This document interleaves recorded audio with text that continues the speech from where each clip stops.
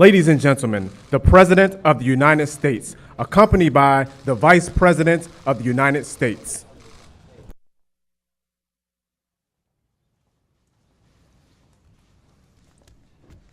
Well, thank you very much. It's a very big day for our country. It's affirmation of all the work we've been doing, really for 3.5 years. This isn't just over the last few months. This is for 3.5 years. And it's a great thing. We were very strong. We had the greatest economy in the history of our country. We had the greatest economy in the history of the world. And that strength let us get through this horrible pandemic, largely through. I think we're doing really well. Vaccines, by the way, had a meeting yesterday on vaccines. We're doing incredibly well with that. I think you're going to have some very positive surprises. And therapeutics, likewise, we're doing extremely well. Cures, we're doing well. I think those two words really blend in with each other. But tremendous progress is being made on vaccines. In fact, we have ready to go in terms of transportation and logistics. We have over 2 million ready to go if it checks out for safety.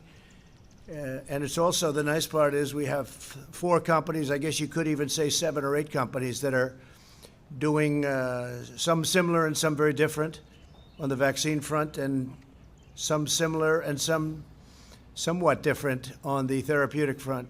So tremendous progress is being made on that, and I think even without that, and I have to say, even without that, and I don't think you're going to be having to use that in the future, that statement, even without, because I think they're going to have it.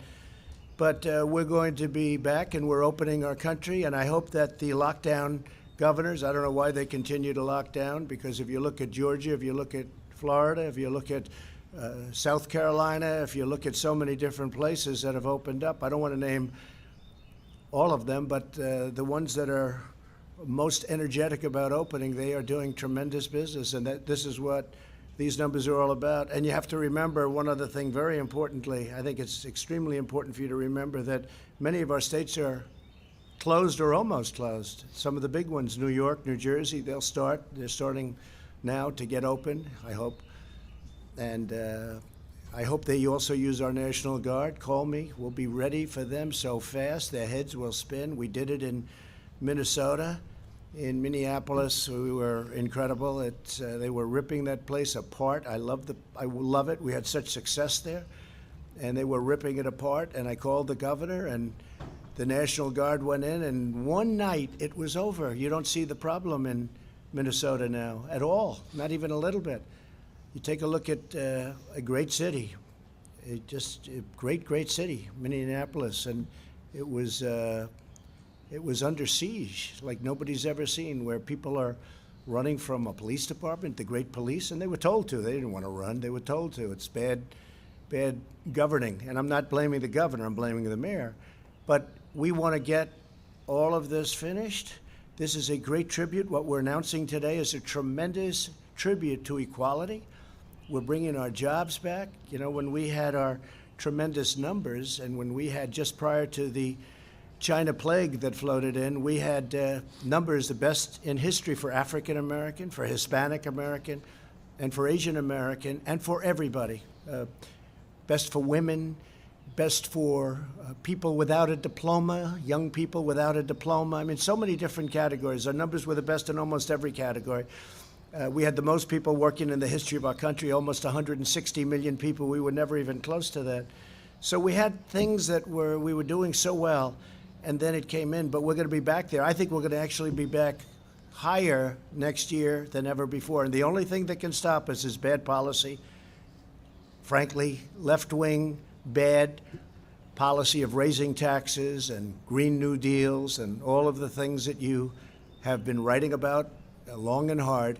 That will stop it like you wouldn't believe. And frankly, it's holding it back. If there were no possibility that that can happen, and I like to be an optimistic person, I think we're looking very good. I think even before today, our polls were, the polls that I've seen and the polls that we do were looking very good.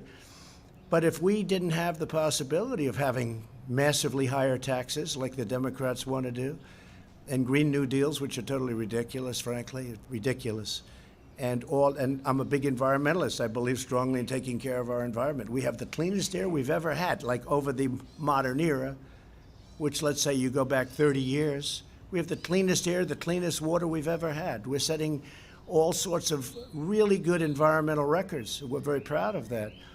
But the Green New Deal would kill our country. The Green New Deal would have a devastating effect on the world. And it's not going to happen anyway because it's impossible for them to do it.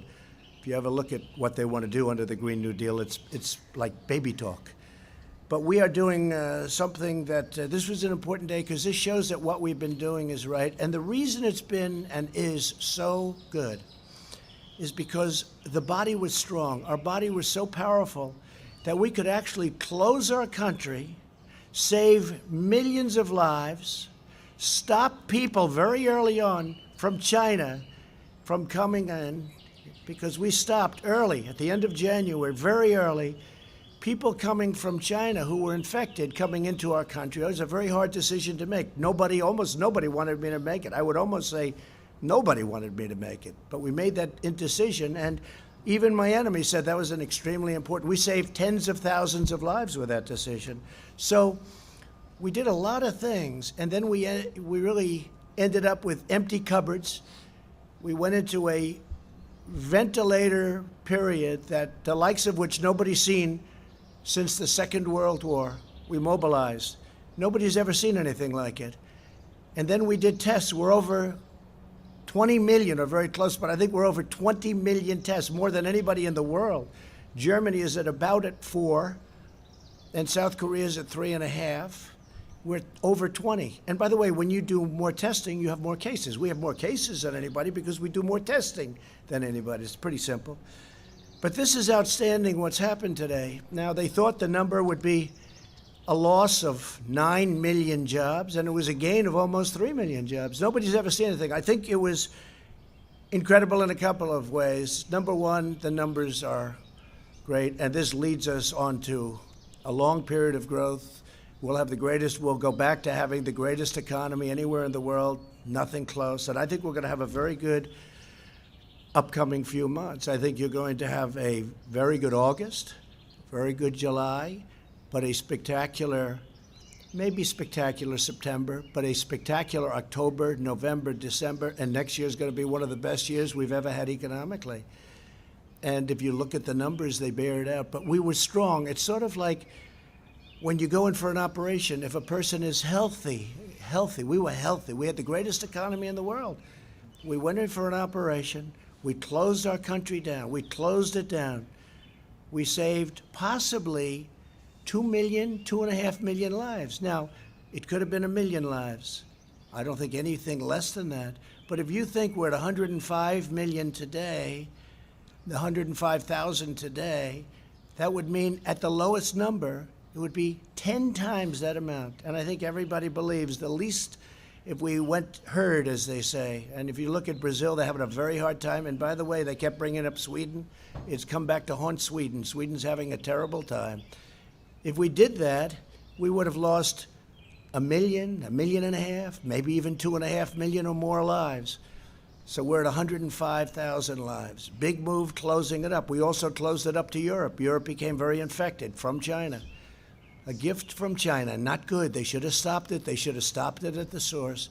But it's a gift from China, and a very bad gift. I will tell you that.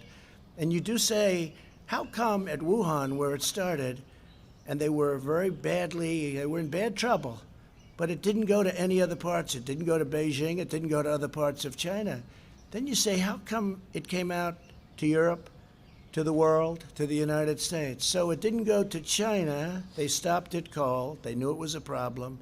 But they didn't stop it cold from coming to the United States, Europe, and the rest of the world. Somebody has to ask these questions, and we'll get down to the answer. You know, we made a great trade deal.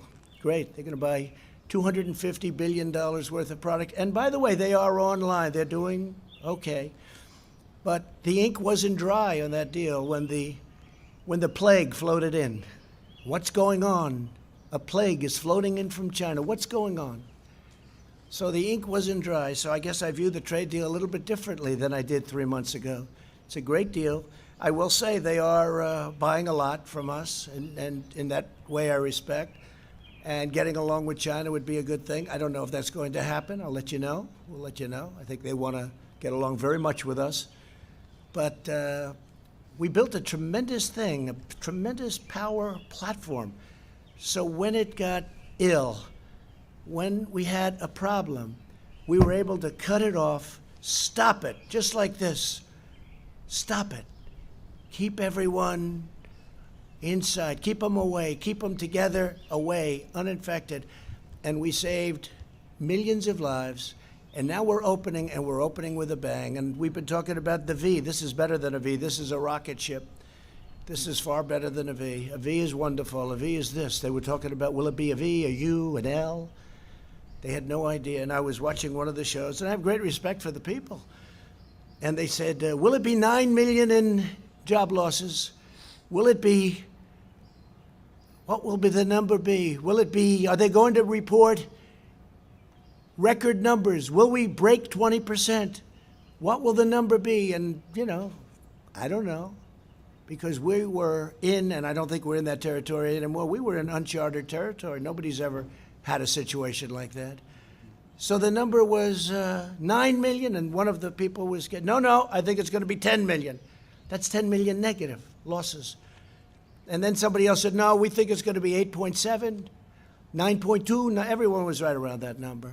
This is great geniuses, and they are. I watch them all the time, and oftentimes they're right. Warren Buffett sold airlines a little while ago. He's been right his whole life, but sometimes even somebody like Warren Buffett, I have a lot of respect for him, they make mistakes. They should have kept the airline stocks, because the airline stocks went through the roof today, and others did too. The whole market went through the roof. But they said 9 million job losses, 9 million. It's what going to be. Are we going to break 20%? Are we going to break it? And then the numbers came in, and one of the folks that was reading the numbers said, wow, this is a great number. It's only 3 million job losses. And then reading it and said, you know, I don't think this, I'm not reading this right. Let me look at it again. Oh, wait a minute. This is 3 million gain almost. 3 million jobs gained. And then they shouted out, one of them sort of semi-shouted out, is this a typo?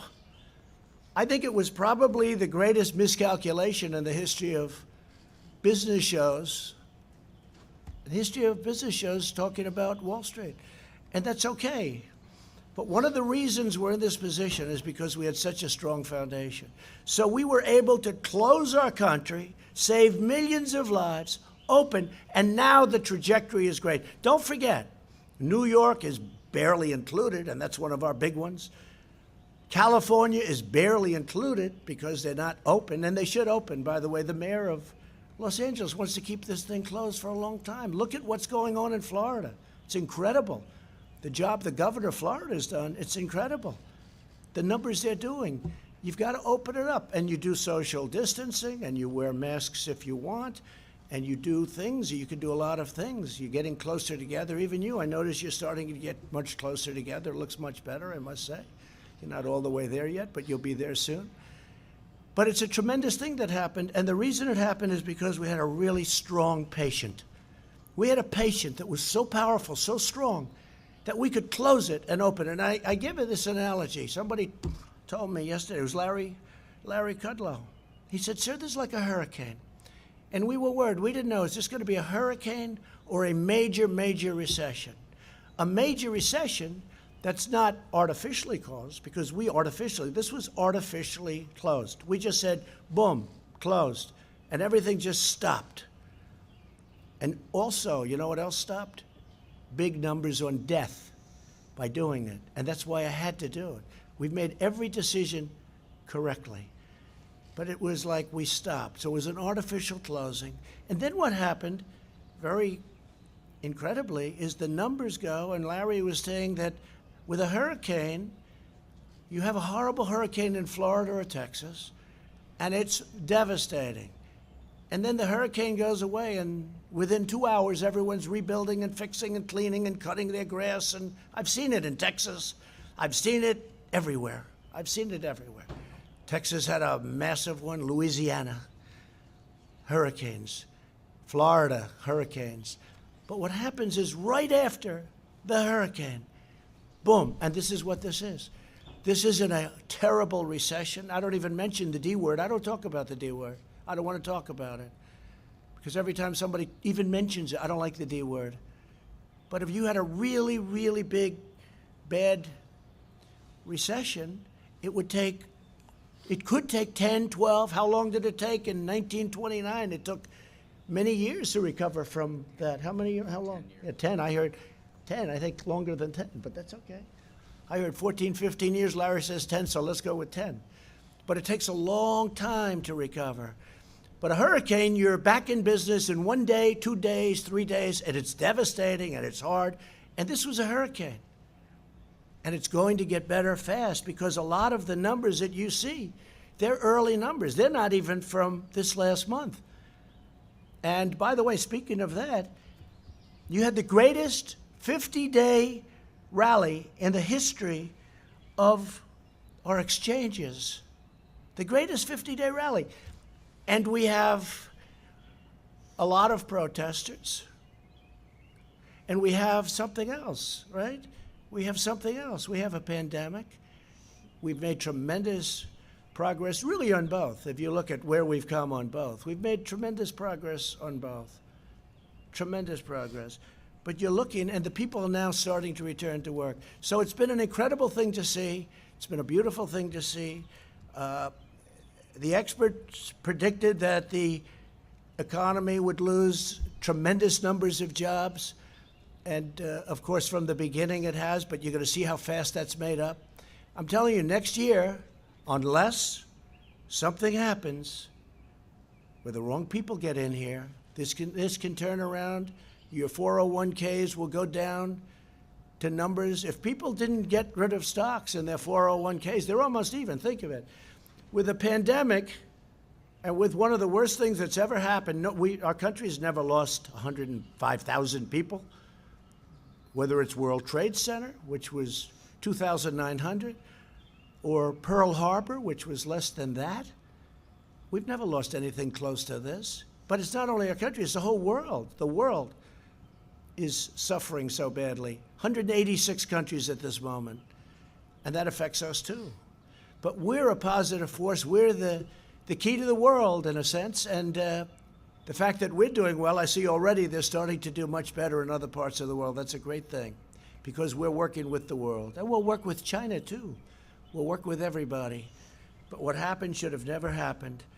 So we had a tremendous morning, a tremendous announcement. It was shocking to even great pros. I watched Maria Bartiromo. I watched Jim Cramer. I watched a lot of people. Joe Kiernan, he was pretty positive. Charles Payne, he was very positive for a long time. A lot of people got it right. They had confidence in me, they had confidence in this team, and they got it right. I think that's the only thing they could base it on, because we were on uncharted territory. I'd like to just say that renewal, restoration, and recovery of the most vulnerable areas of America is going to be my focus. It's going to be a big focus, because it's taking care of itself, but we have to help that very vulnerable area. They're vulnerable. It's not right, and we're helping them, and we have helped them in the past, and we're also to opportunity zones, criminal justice reform. Nobody's ever done for the black community what President Trump has done. Think of it. Historically black small colleges and universities, they would come here for money every year for many, many years. After 3 years, I said, why are you doing this? Why do you keep coming here? They said, because we come. I said, don't you get a long-term deal so you don't have to come?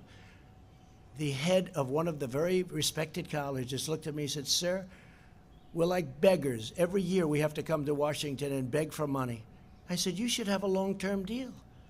And we signed a long-term deal so they don't have to come. I'll miss them. I told him, I'll miss them. I got to know them. But the first year, I didn't think anything of it. The second year, I said, that's strange. Why are you here? And then the third year, not so long ago, same people, the heads of the historically black small colleges and universities, 44 people, maybe a little more than that, a little less than that sometimes. But after 3 years, I said, what are you doing? They said, the past administration did nothing for us. The administration before that did nothing for that. So I'm going to do it. So we did The opportunity zones with Senator Tim Scott has been fantastic. And by the way, it's one of the great unknowns because the opportunity zones, you don't talk about. It's one of the most incredible success stories ever in terms of the inner cities and in terms of black and Hispanic and Asian unemployment. Opportunity zones, you ought to do some stories about opportunity zones.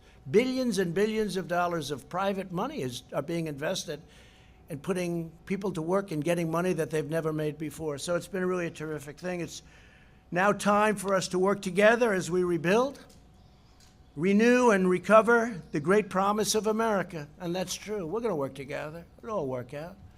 It'll all work out. Some governors may need a little help yet, but I think for the most part they're in good shape. We have fantastic military. We have fantastic National Guard. National Guard was barely used.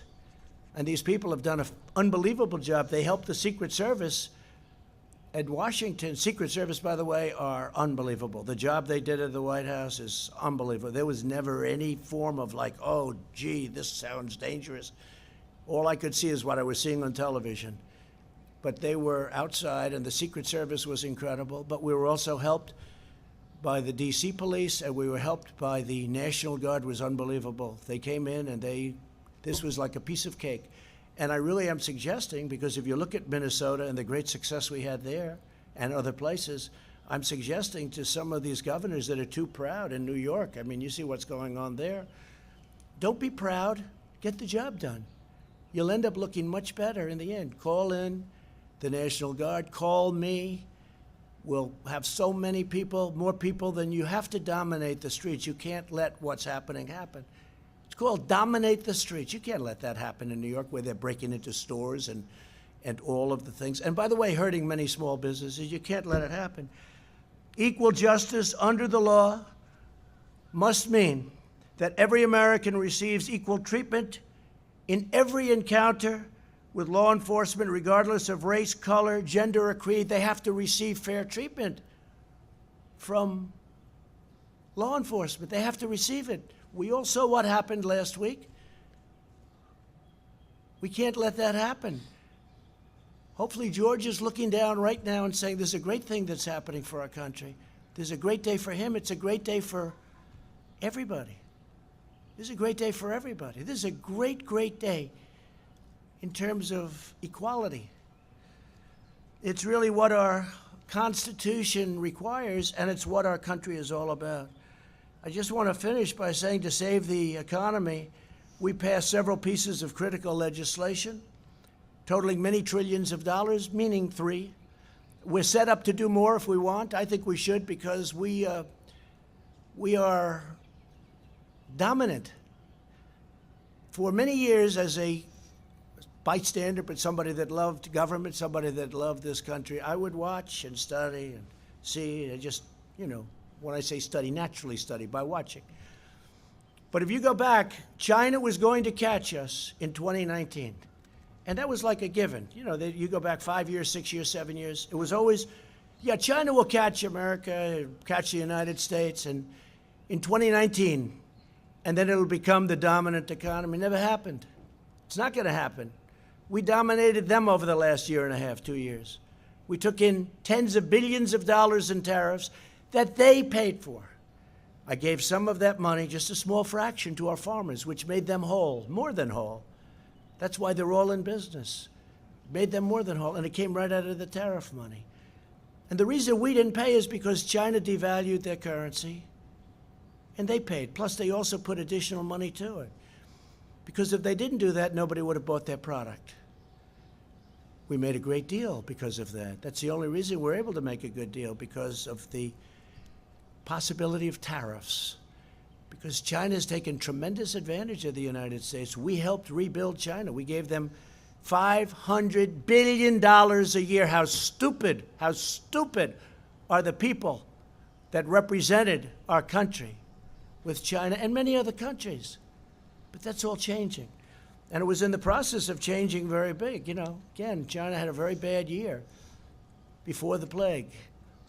And now I think hopefully they're going to have a great year. I want them to have a great year, but we're going to have better years than they ever had. We have a better system, much better system.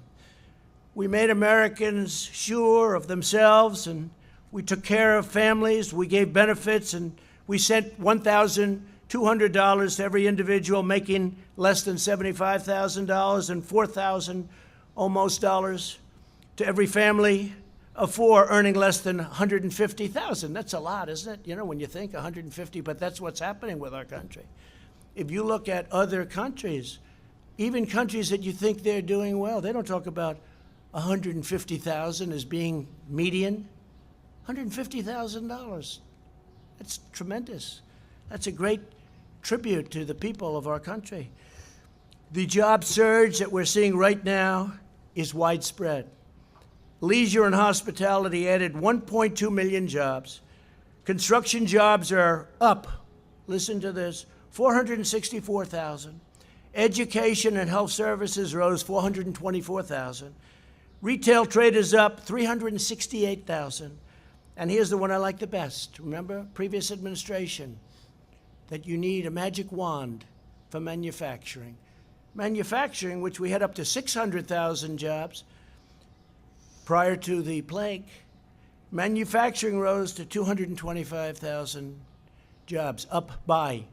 So we picked up 225,000 manufacturing jobs. That's very unexpected. Everything that you've seen this morning is unexpected. Even the pros sitting here would understand that, everything.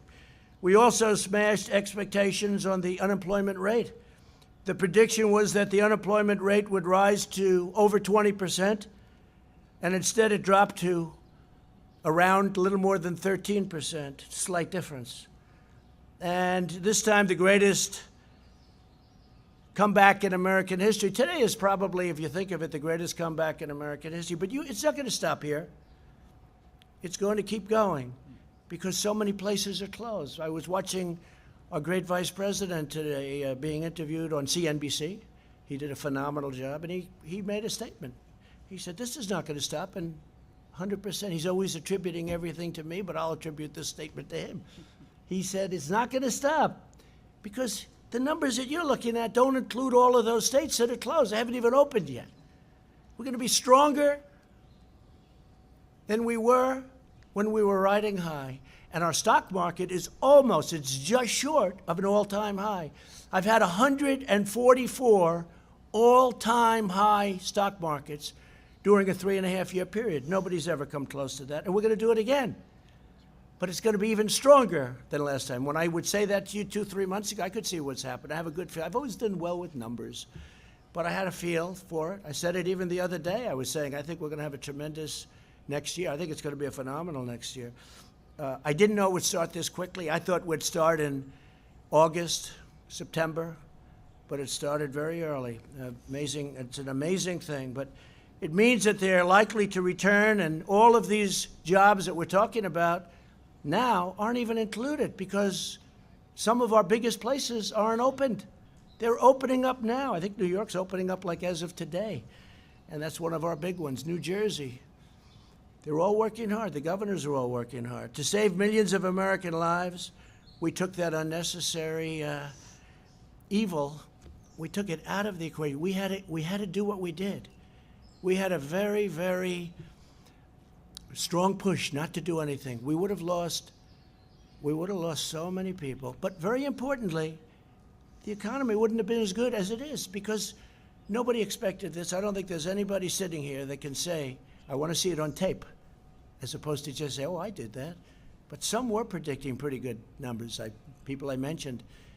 But we took a tremendous step and a tremendous risk. And we've gone up at a level, and this level is going to be nothing compared to what you see in coming months, and especially next year. So the best strategy to ensure the health of our people moving forward is to focus our resources on protecting high-risk populations like the elderly and those in nursing homes, while allowing younger and healthy Americans to get back to work immediately and open up our schools, open them up.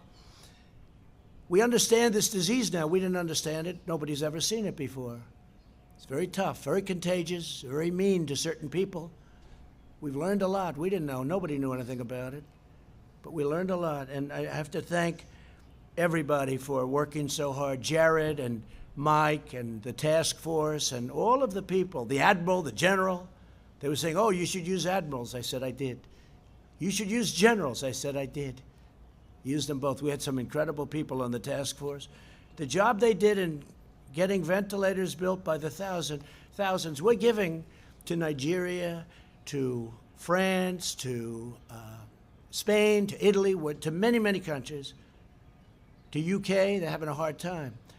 We're giving them ventilators. It's a great thing. I mean, they're very hard to make. They're long-term items. We mobilized. Nobody's ever seen anything like it. Just like the Second World War. There hasn't been a mobilization like this since the Second World War, especially ventilators, because it's hard. It's big, it's complex, very complex machinery, computerized all over the place, and very expensive. And we're building thousands a week. Right now, we're building thousands a week. We have all we can use. No governor, you hear the calls, you listen in on those calls. Frankly, you're invited to if you want, but you do anyway, even if you're not invited. And you see what's going on. Every governor, there's not been one patient in this entire massive country, and we didn't have ventilators when we started. The cupboards were empty. The previous administration left us empty cupboards. There isn't one patient, not one, that needed a ventilator that didn't get one. Think of that. And we're talking about millions of people, big country, millions of people. Not one person needed a ventilator that didn't get it. So we want the continued blanket lockdown to end for these states. We may have some embers or some ashes, or we may have some flames coming, but we'll put them out. We'll stomp them out. We understand this now. We'll stomp them out, and we'll stomp them out very, very powerfully. So we've made a big step in our comeback. This was always going to be, 3 months ago I said to you, this is a very important period, this June period, because we're going to learn whether or not this is a very big, powerful R word, recession, or whether this is a hurricane that we recover from very quickly. We recover from in a matter of weeks or days. And we've learned. Again, as good as these numbers are, the best numbers are yet to come because so many areas are still closed or very partially closed. Very few actually are fully open. These numbers are with states, 50 states, and very few are fully opened. Even the ones that are very out there are not fully opened. So we're going to have some tremendous numbers coming in. When you look at the ridership in the airlines, what they've gone, they went from 2% to a number that if it's correct, I'd be surprised actually, but it's a very high number. It's great. People are traveling, and you know what? They're traveling in the United States. And they're also driving. And they're building the trailers. They're building a lot of things. They're driving. People are driving. I may have to buy one of those things, drive around town. Maybe I'll drive back to New York with our First Lady in a trailer. What do they call that? An RV. An RV. Well, you should know Indiana's the capital of RVs. I think I'm going to buy an RV and travel from now on in an RV with our First Lady. I don't think anybody would mind that. So we've come together. We're coming together. We've never had a thing happen like this. We were all, including the media, we were all in uncharted territory. We were uncharted. It never happened before. Nobody knew. I couldn't be sure. I felt it. I felt we were very powerful to come back. Hardest decision I ever made was when they all walked in, a big group of people, professionals, very professional people, good people. They said, sir, the best thing we can do is close it down. I said, what are you talking about? We have this incredible, unbelievable country that's never done better, and you want us to close it down? I can't do that. What are you talking about? And after listening for 10 minutes, didn't take long, I said, I think we have to close it down. Because of the contagion and because of the power it had with especially certain people. Now, we didn't know the second part. We knew it was highly contagious because it spread like fire. But we didn't know that it hit certain groups of people. That helps us so much in testing and other things. So we're going to protect our elderly. We're going to protect especially our elderly with problems, whether it's heart or diabetes or any problem. It's like a magnet. I mean, you're elderly and you have diabetes or you have a bad heart, it's like a magnet. They say if you're heavy, so I say, thank goodness I'm in perfect shape. Thank goodness. But If you're heavy, it's not good. It's a brutal, brutal thing. And again, I started by saying we're going to have a vaccine soon. I said it a long time ago, based on knowledge. Based on knowledge, I'm meeting with these geniuses. Based on knowledge, I said a long time ago. I said by the end of the year. I think it's going to be a lot sooner than that. And you know, just in finishing about vaccines, we have mobilized the logistics arm of our military. We can move hundreds of thousands of men and women in a very short time. The vaccine is easy by comparison, but we can move hundreds of thousands. It's meant for war. It's not meant for this, but we have our war with the invisible enemy. It's meant for war, but we can move hundreds of thousands. Think of that. Hundreds of thousands in a very short time. The same people are doing the vaccine, and they're fully mobilized. So now I'm going to sign legislation to make important changes to the PPP that will especially help restaurants, hotels, and other businesses that have been very hard hit by the virus. This is going to make it 24 months, and I think you know the legislation as well as I do. I want to thank the Democrats. We had essentially unanimous votes, I think, in the Senate and the House, right? Whether it's unanimous or very close, it's a lot of people. But I want to thank the Democrats. We worked together on it great. And I hope we can get along with the Democrats. It's been a disaster in terms of relationship. But I hope we can get along because it's a great thing for our country. We did all of these numbers and all of this greatness. We have the greatest economy we've ever had. It will soon be greater than it was even before. We did this with discord. We did this with a Senate and a House that were not dealing with us, and we weren't dealing with them either. The level of let's just say the warlike posture is ridiculous because we have a great country.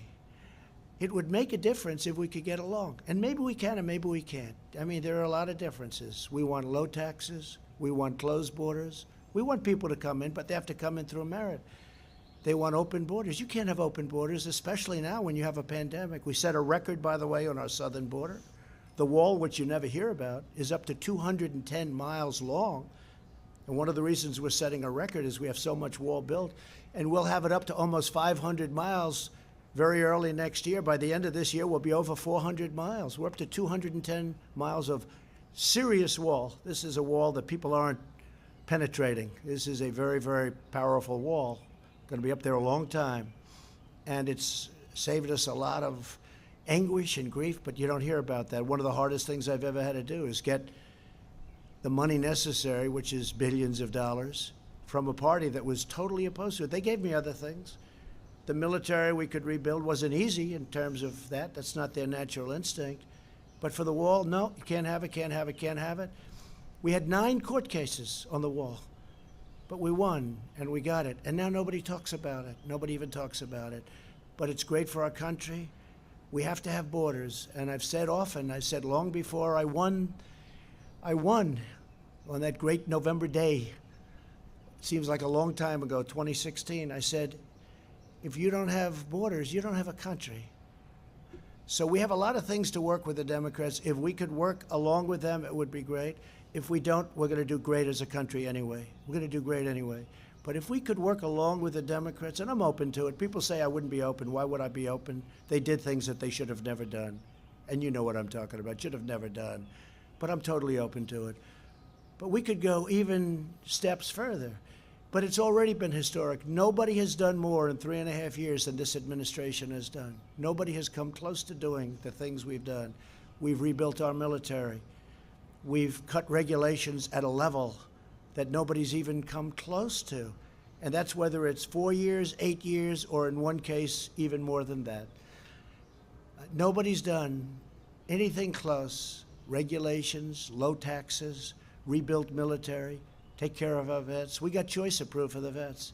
So instead of waiting in line for 4 weeks to see a doctor, they can go immediately outside, get a private doctor, we pay for the bill, and the vet is in great shape. And we actually save money, but more importantly, we save their lives, and we save the quality of their life.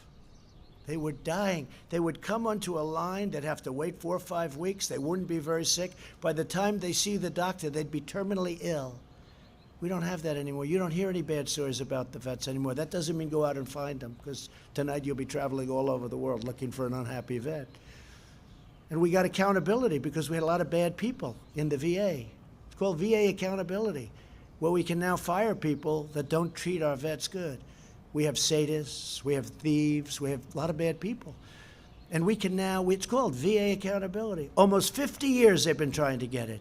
Choice, almost 50 years they've been trying to get it. For many, many years. I've been hearing about it for years.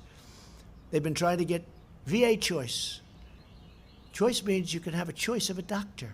You don't have to wait in line if you have a long line. I have to say the VA has great doctors, but you can't get to them very quickly. Now they go outside and they take care of themselves. So we've had a great morning. This is just the beginning. It's going to be incredible. I'm going to sign our very important piece of legislation. Again, thank you very much to the Democrats. And then we're going to have a couple of words by a few of the people standing alongside of me. I want to thank them so much. And we'll talk to you soon. Mr. President, why haven't you laid a plan to systemic racism? Mr. President, why haven't you laid out a plan to address systemic racism? I'd like to sign this bill. This is a very different thing.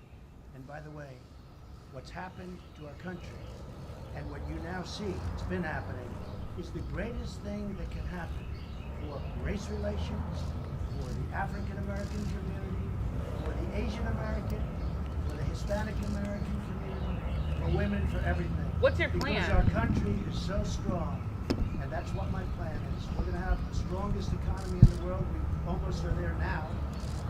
We had the strongest economy anywhere in the world, and now we're going to have an economy that's even stronger. Sir, how would a better economy? I'd like to sign this. Yeah, just to follow up, how would a better economy have protected George Floyd? Sure, I'll ask after. Will you take questions after, sir? Black unemployment went up by 0.1%. Asian American unemployment went up by 0.5%. How is that a victory? You are something. How is that a victory? Thank you very much.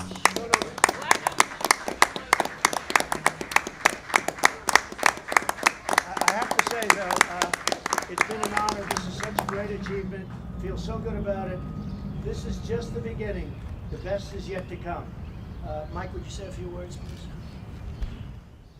Well, thank you, Mr. President, and today's a great day for America.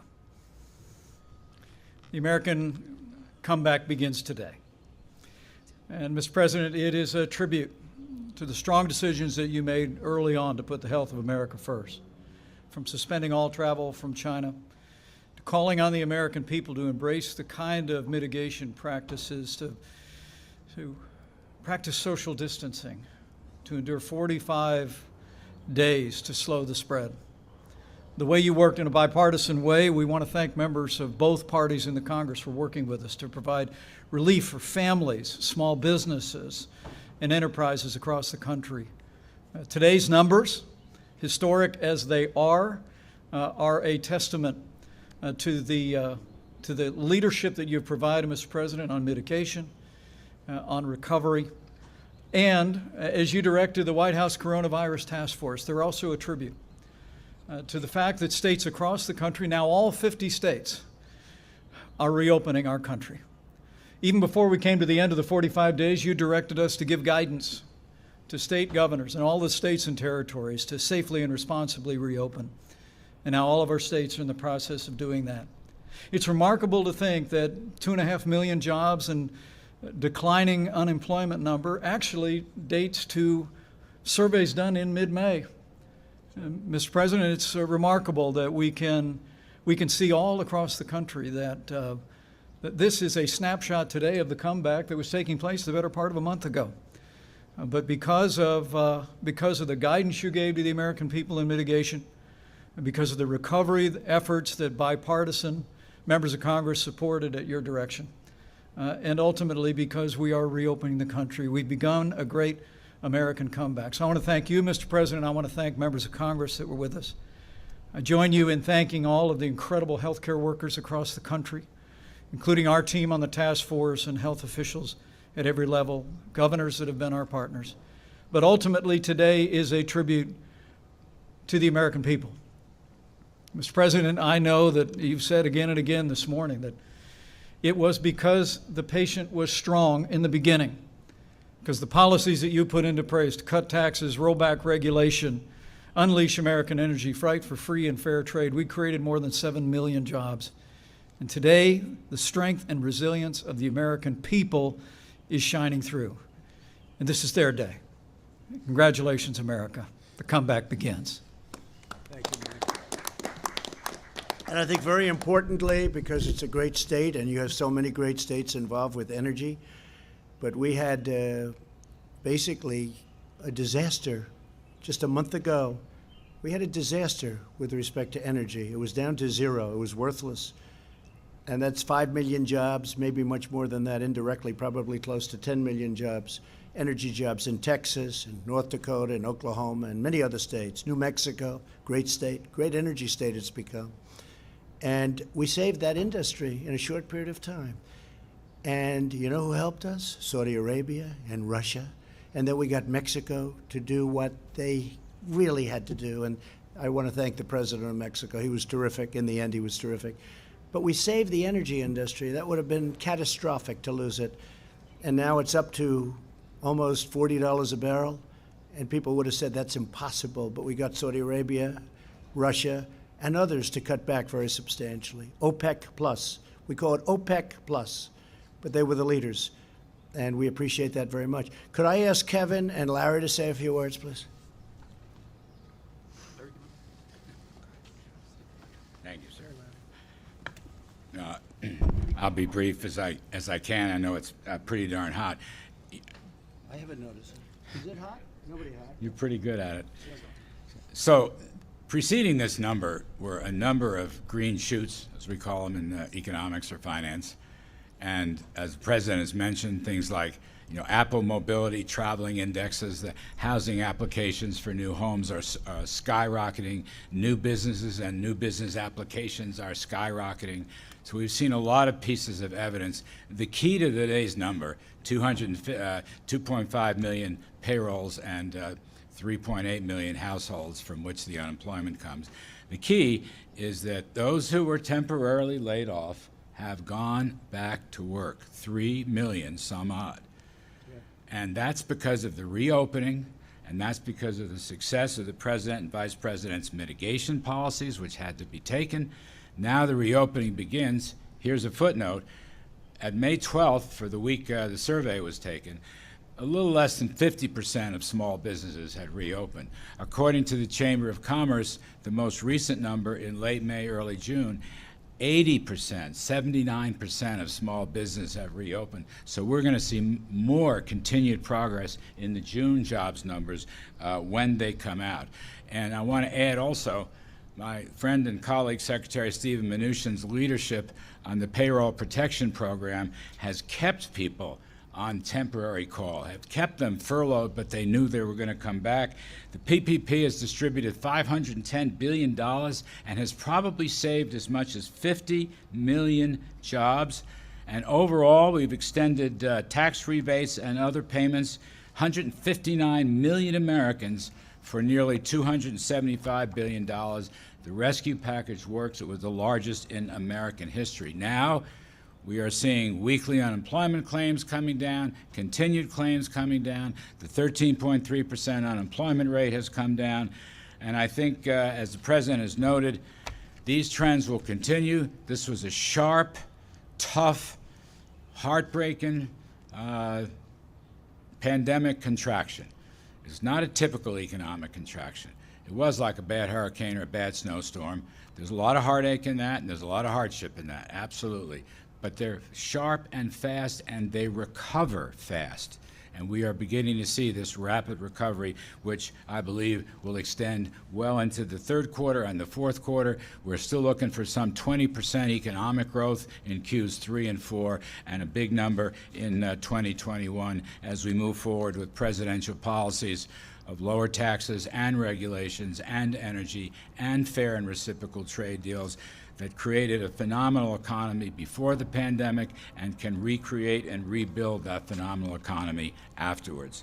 And I bring in my great pal, Kevin Hassett. Good job. Thank you, sir. Thank you, Mr. President.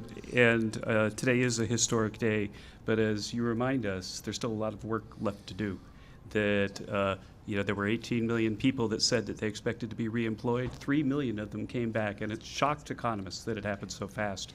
but there's still a lot of work to do, and that's what you've instructed us to do, is to give you options so that we can get everybody else in the country back to work. And I think that the main economic lesson I take from what we've seen, in addition to Secretary Mnuchin's incredible work getting the programs enacted quickly, is that the Vice President's leadership with the task force, right at the very beginning, you put out guidance for businesses and for governors about how to open safely. And because the guidance was so scientifically based, people did so with confidence.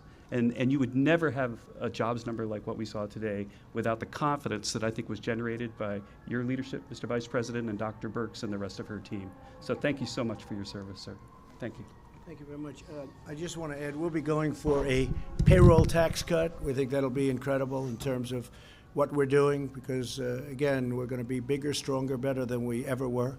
That's going to be a tremendous incentive for businesses and also a great incentive, and maybe, to me, most importantly, for the workers. So we're going to be asking for a payroll tax cut.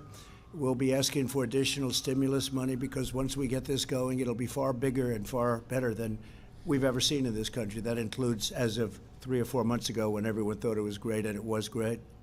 And we're going to be doing things for restaurants and various pieces of the entertainment industry, which will be an incentive, whether it's deductions or whatever, but Steve Mnuchin's going to be working on that because the restaurants will be a little bit harder to come back, although I must tell you, Mike, I've seen some tremendous numbers from restaurants, but we're looking at doing something in terms of an incentive with taxes. It could be deductions, it could be something else, but we'll be announcing it pretty soon. But we will be asking, despite the numbers and how good they are, because we will be so far ahead of everybody else if we do what we're doing. Our borrowing cost now is 0. So we're paying no interest, which is very good. And I just want to thank everybody. I'd like to ask Steve Mnuchin to say a few words, please. Thank you, Mr. President and Mr. Vice President. And again, I want to especially thank the Senate and the House for working with us in another example of overwhelming bipartisan support that is helping American business and American workers. Mr. President, this legislation is a direct result of you invited in leaders from the restaurant industry and the hotel industry. These are 2 areas that have been especially hard hit. The restaurants' #1 ask was extending the PPP for 24 weeks, and this legislation delivers on this. So it is great to see the $500 billion that we've put to work in small business make its way into the economy, and now you see it in these numbers in them bringing more people back to work. So not only did this save jobs, but we now see people coming back to work, and we look forward to working with Congress on bipartisan issues to make sure we get every American back at work that was unfortunately laid off as a result of this virus. Thank you. Thank you very much.